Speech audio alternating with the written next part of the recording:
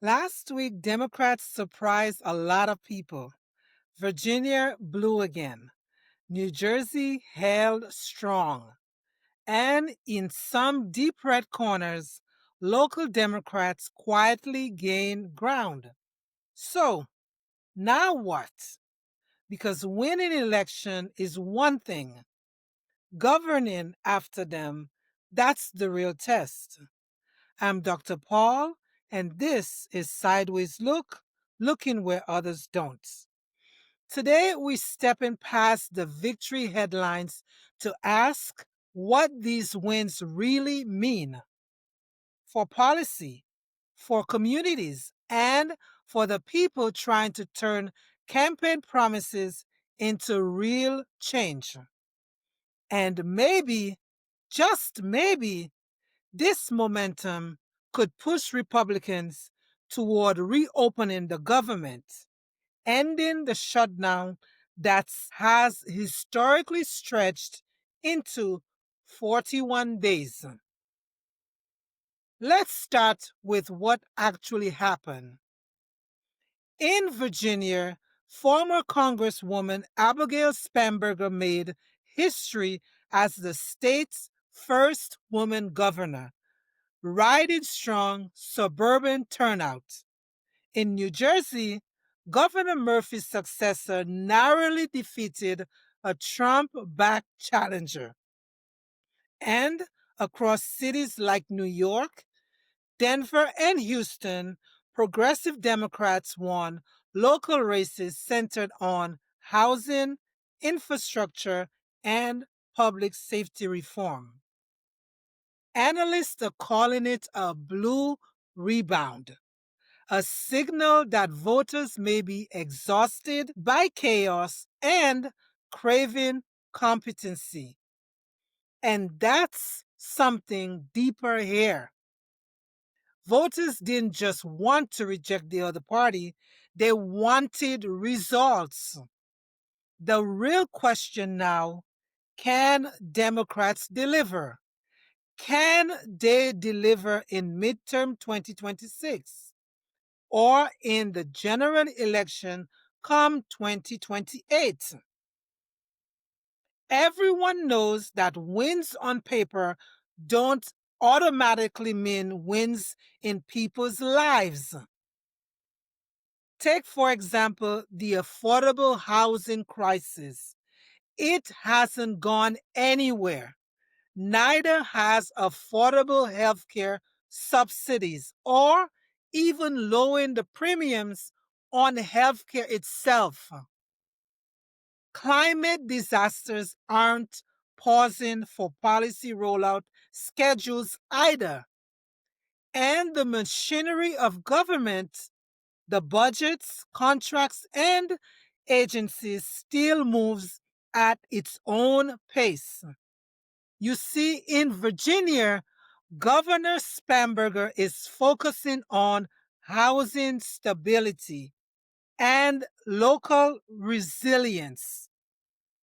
In New Jersey, the new administration, they plan to expand workforce training and childcare access.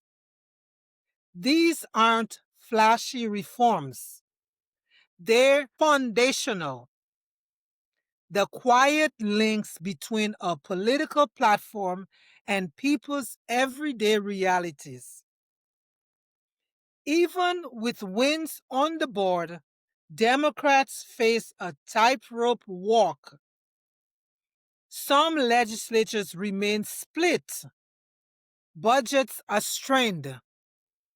Federal aid very uncertain.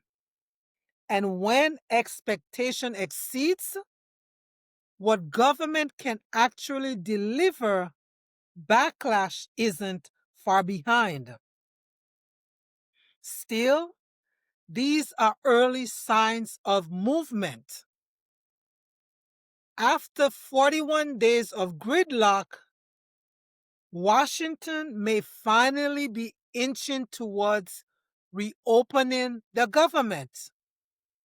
SNAP benefits could soon be restored after a federal judge intervention,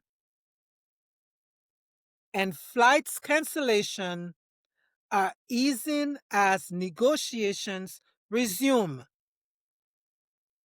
So maybe the question isn't now what, but how. How do you govern inclusively? How do you rebuild trust when so many have turned out?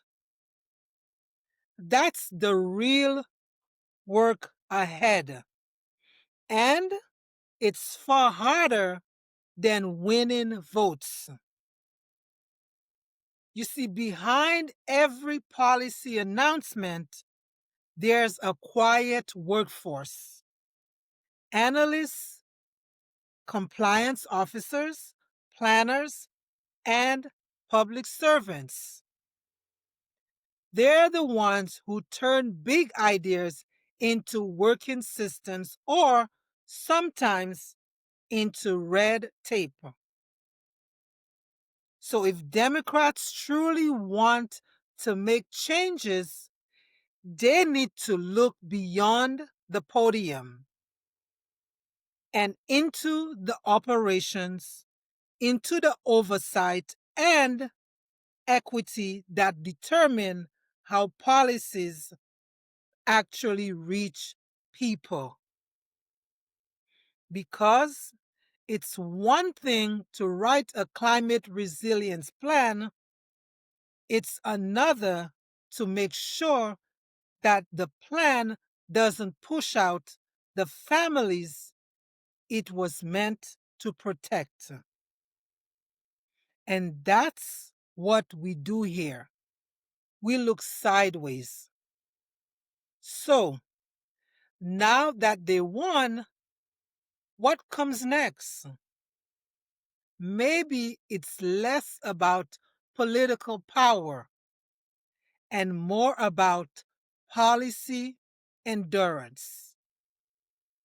The kind that lasts longer than a news cycle or a campaign season. Until then, keep looking sideways.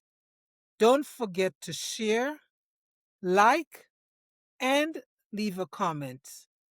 I am Dr. Paul. Thank you for tuning in.